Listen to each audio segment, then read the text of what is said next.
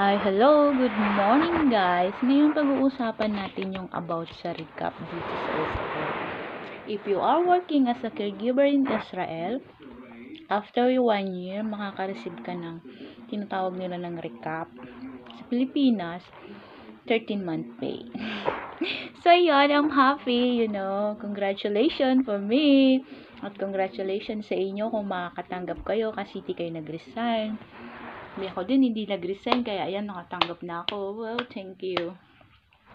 So, matatanggap nyo guys, yung 5 days, yung recap ko ay 418 times 5. So, 2019 na siya guys. Tapos naman guys, yung 9 days holiday kasi yung, diba holiday, 9 days yun, kung pumasok ka, double pay dapat yun, diba? So, hindi yung binabayaran sa double pay. Binabayaran yun after 1 year. So, yung 1 year na yun, may 9 days tayong holiday, babayaran nila yon. So, yung 9 times 380 yun is equals to 3,420. Yun yung marireceive mo. Tapos, meron tayo ngayong 14 days leave. After 1 year, meron kang 14 days leave kung pwede mo siyang gamitin or pwede kang umuwi, pwede kang pumunta kahit saan kung hindi mo siya pababayaran. So, ako, ginawa ko. Siyempre, kailangan ko ng pera. Kailangan ko may ipon.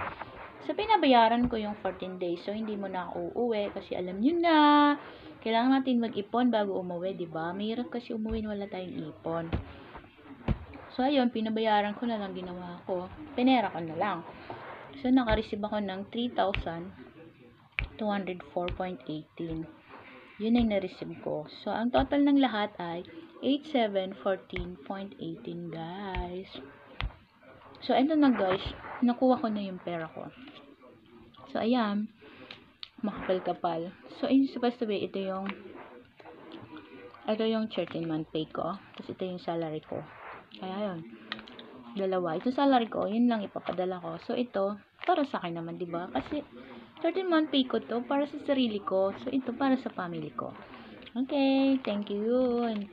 Thank you for watching and enjoy. Sana, guys, huwag kayo mag-resign para lagi kayo nakakatanggap ng ganito. Sarap pangatanggap ng ganito, guys.